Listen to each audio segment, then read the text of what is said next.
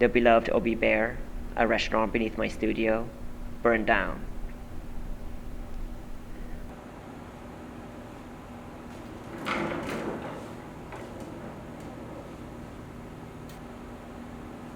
All my possessions, including these projectors and the 2 books, were shrouded in smoke and ash.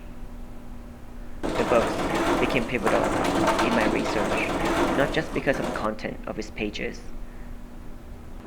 but the fact that these very pages were touched by our hands.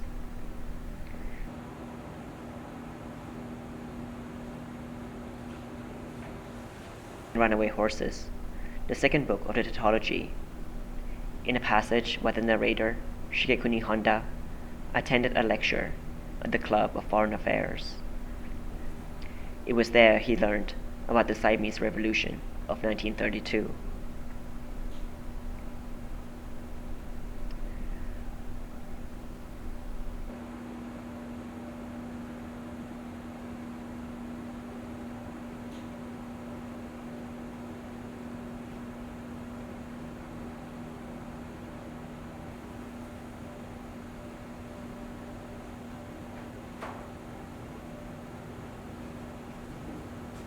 The revolution began and ended quietly, on the bright morning of June 24th, without the citizens of Bangkok being aware of it.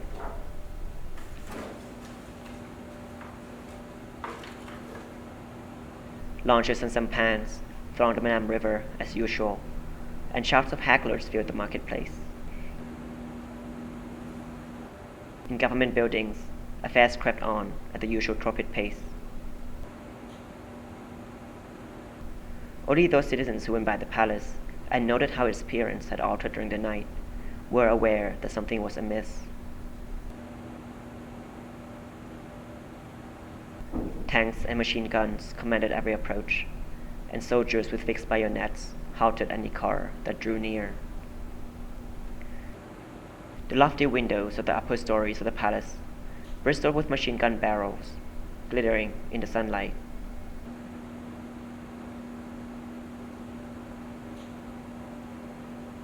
The King, Rama VII, was at the seaside resort of Bai In, together with the Queen. The country was an absolute monarchy. The members of the royal family and the officials who constituted the main support of the monarchy were brought to the palace one after the other, where they were gathered together to hear Colonel Pahan Ponpayasena, the leader of the coup d'etat, explain the ideology of the new government. The National Party had seized power, and a temporary government had been set up. This information was conveyed to the king himself, and after he had sent a wireless dispatch the following morning, indicating that he favored a constitutional monarchy, he returned to the capital by special train, to be greeted by the cheers of the crowd.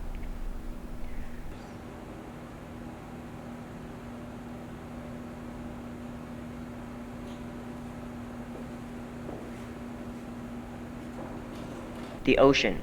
He must have got away in a boat.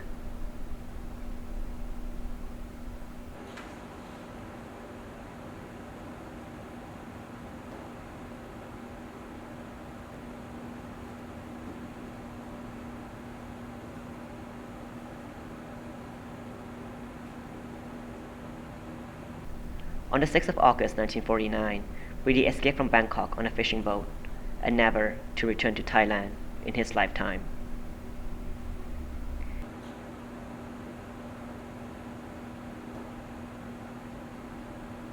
The whole city wondered where he was. At 6 o'clock in the morning, a few days later, I could have told them. My valet woke me and said that there was some men in uniform at the door. I threw on a dressing gown, ran downstairs, and found a naval officer. The officer said, "Ruth is here. May he come in?"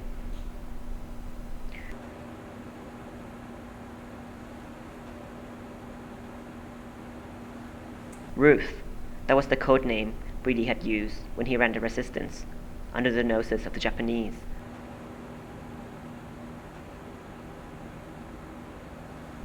I invited him in immediately.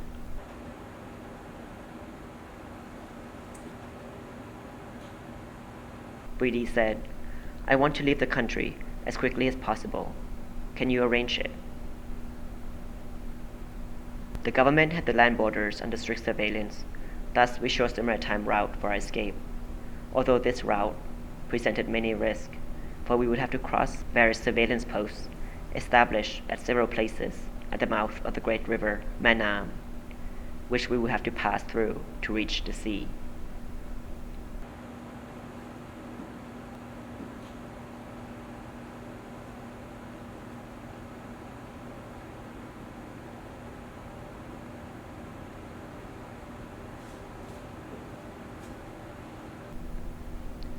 In such a situation, we were in great difficulty.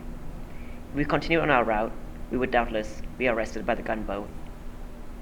If we went back towards the north, the gunboat could be suspicious of us and fire on us. In both cases, we risked being arrested by the gunboat.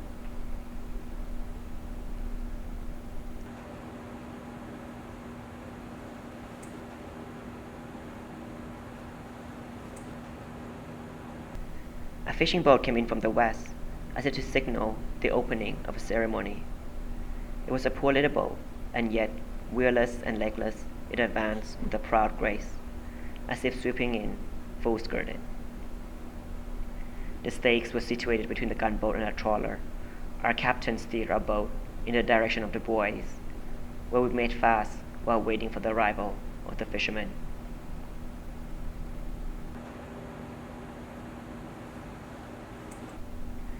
By 3, the mackerel clouds grew thinner. On the southern sky, clouds fanned out like the tail of a white turtle dove, to throw a deep shadow over the sea. As the sky clouded over, the sea fell into sulky contemplation, studded with fine nightingale-colored prints.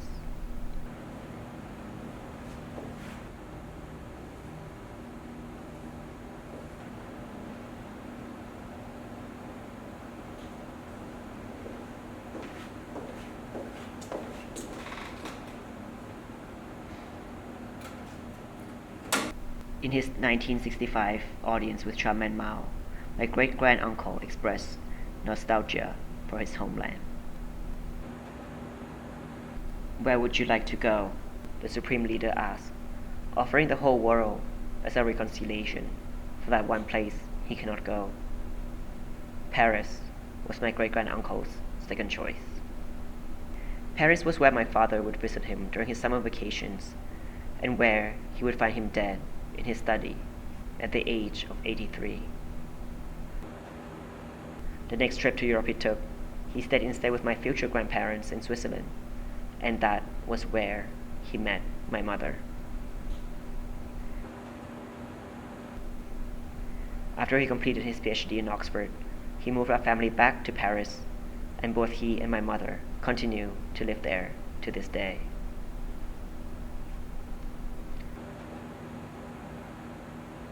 In our apartment, I grew up with the 2 armchairs, which are featured in a famed photograph of Pridi and my great-grand-aunt Phoonsuk Banomyong, sitting in their house in the suburb of Paris. I like to think of Pridi's memoir, Ma vie mouvementée, as the 5th book to Mishima's tetralogy.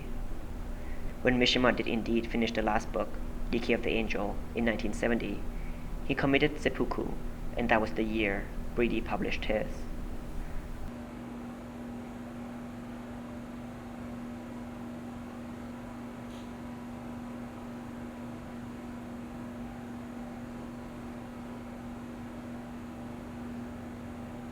Both view history as driven by cycles of reincarnations.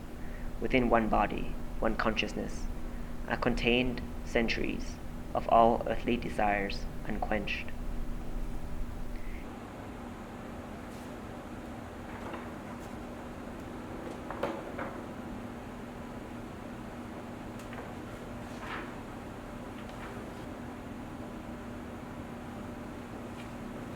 History thus progresses as a movement of return.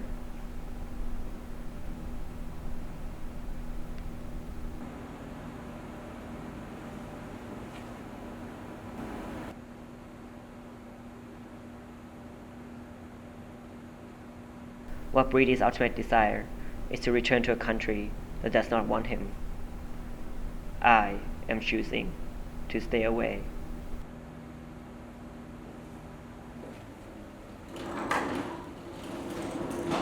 We are placed in our respective positions by the desire to be recognized by the very forces that seek to undo us.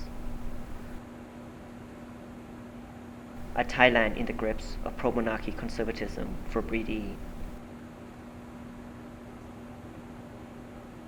and the allure of Eurocentric white masculinity for me.